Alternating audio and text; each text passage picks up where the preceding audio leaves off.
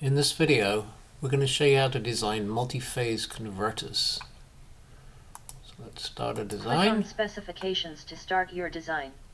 And the first thing we're going to do is clear out our old design in Clearing here. previous design. Inductor cleared. Reset core size. Transformer cleared. Simulating. All design choices cleared. And now let's go enter in our specifications.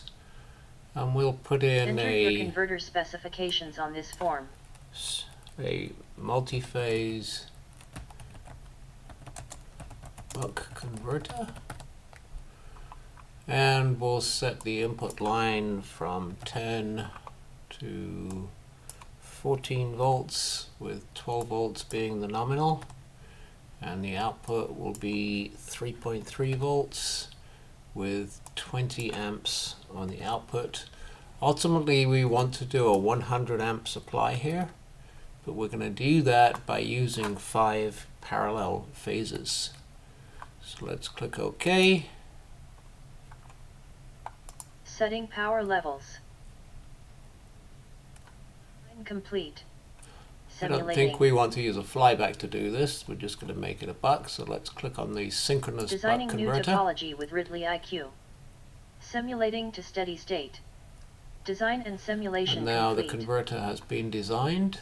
And if we look at the inductor current here, we can immediately see there that we've got 20 amps of inductor current with just a 1.2 microhenry inductor. Now the next thing we want to do is change the number of phases to 5. Okay, so now we have 5 phases. Now the simulation of just one phase is going to be shown inside RidleyWorks. So you can stay in here, you can make design changes, we can zoom in on waveforms, we can do things very, very quickly here. We can change the inductor size if we can tolerate more ripple current, and make sure the design is done here. And of course this is running closed loop, so the controller is being designed as well. That'll be the topic of a subsequent video. So now let's export this to LTspice, and that's where we'll do the work on the multi-phase. So the files have been exported. Now we go into LTspice and open up the transient file. And in this file here you can see 1, 2, 3, 4, 5 phases of the multi-phase buck. Let's run the simulation. And we can look at the individual currents. So here's the current through one phase. Here is the current through the second phase. You see the phase shift there. There's the third phase, the fourth phase, and the fifth phase right here. Okay, so we can now see all of those running individually at 20 amps. If we look at the current through the load out here, we can see that current is now regulating nicely at 20 amps. And one more thing, this is simulating quite fast. We're running 264 kilohertz and 5 parallel converters here, so there's a lot going on. Let's stop the simulation because it's very much in steady state.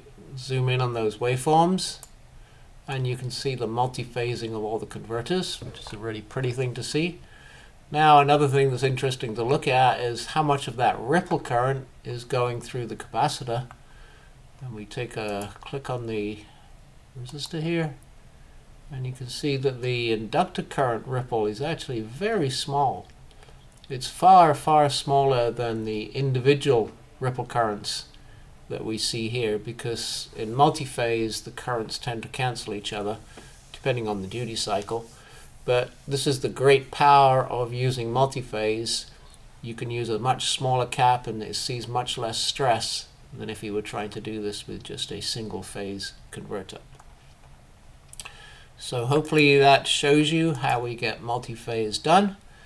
And later on we can look at the losses in the converter, we can look at the efficiency. Well, let's take a look at that now. Efficiency simulation. And you can see this particular converter is running at about 93% efficient. And a lot of that is conduction losses in the semiconductors and the switching.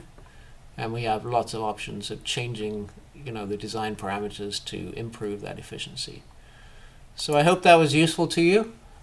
Multiphase can be used for many of the topologies within RidleyWorks. It's not just restricted to a buck converter, and it's a very powerful design tool that you have for your applications. Thank you for watching.